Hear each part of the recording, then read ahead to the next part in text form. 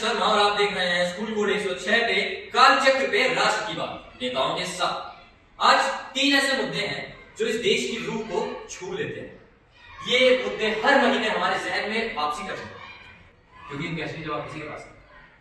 पहला मुद्दा है मंदिर और मस्जिद के बीच जमीन का वो दावा जो अदालतों में भी है और लोगों के दिलो दिमाग में भी। दूसरा मुद्दा धर्मांतर कानून जो एक तरफ तो प्रोटेक्शन की गारंटी देता है पर दूसरी तरफ हैरेसमेंट का हथियार बन जाता है।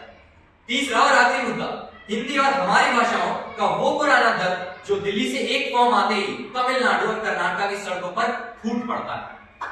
हमारे साथ आज इस मंच पे मौजूद है विक्रम सिंह जी जो कहते हैं कि सच को दबाने का नाम सेक्युलरिज्म नहीं होता।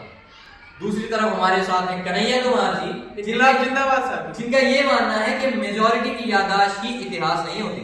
और हमारे साथ जिज्ञासा मेनन जी भी हैं जो बहुत कम बोलती हैं, बोलती तो बहुत कम है पर जब बोलती हैं तो बहुत तगड़ा बोलती हैं।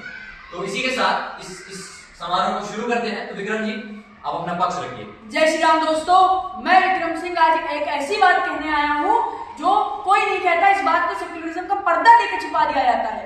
अगर मुस्लिम भाइयों का मक्का मदीना हो सकता है, अगर क्रिश्चियन भाइयों का वेटिकन हो सकता है, तो हर हिंदुओं का ज्ञान वापी और मथुरा क्यों नहीं? ये सिर्फ एक जमीन का टुकड़ा नहीं, ये कम्युनल मेमोरी है। और बात करें अगर 1991 का प्लेसेस ऑफ वर्शिप है तो वो भी एक अनफ्रोजन इनजस्टिस था, एक पॉलिटिकल डील थी सर। विक्रम भाई विक्रम भाई आपने बात करी सिविलाइजेशनल मेमोरी की, बड़ा प्यारा फ्रेज लगा मुझे। परंतु सिविलाइजेशनल मेमोरी किसकी? क्या केवल मेजॉरिटी की?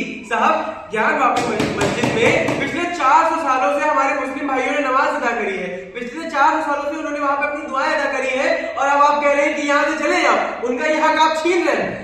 साहब इस देश की मिट्टी में हर किसी का खून शामिल है, ये हिंदुस्तान किसी के बाप का नहीं। और अकबर औरंगजेब का राज नहीं है और फतवा मेरे देश की आवाज नहीं है।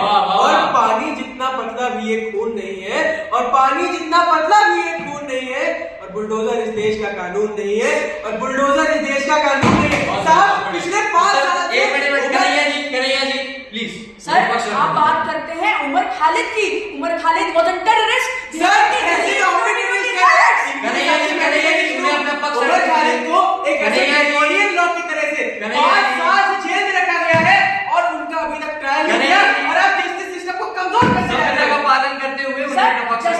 तो आपके टाइम पे लीक हुआ था जब शाहबानो केस हुआ था, जब आपके ही नेता ने सुप्रीम कोर्ट को उनके डिसीजन को ओवररूल करा था। और अब बात करते हैं कम्युनिटी की।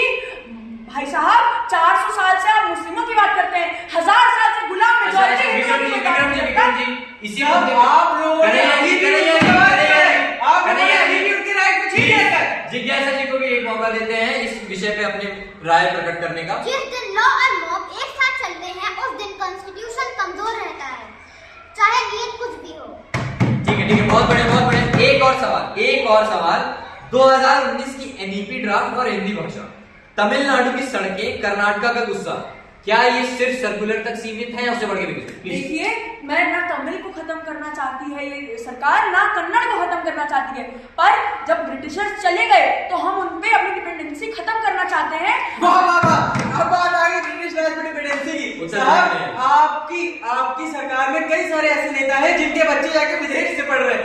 अब देखा जाए तो हमारे एस जयशंकर जी है तो फॉरेन मिनिस्टर, और उनका बेटा कहाँ पढ़ रहा है? उनका बेटा पढ़ रहा है जाके अपने यूके में। उसका स्मृति ईरानी जी की बेटियां कहाँ पढ़ रही है? यूके में। आप चाह रहे हैं कि गरीब का बच्चा इसी देश में रह जाए, उसे अपॉर्चुनिटी ना मिले, और आप बच्चे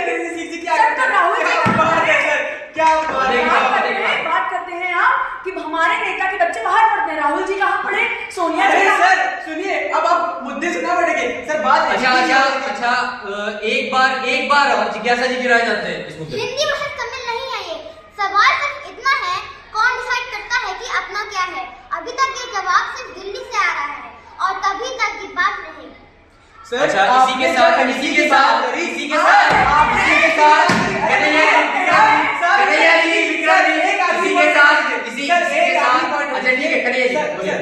एनईपी बच्चों पे 3 और लैंग्वेजेस का वो लाता है, परंतु सर आपके इस एनईपी सर इसी के साथ इसको यही अंत करते हैं।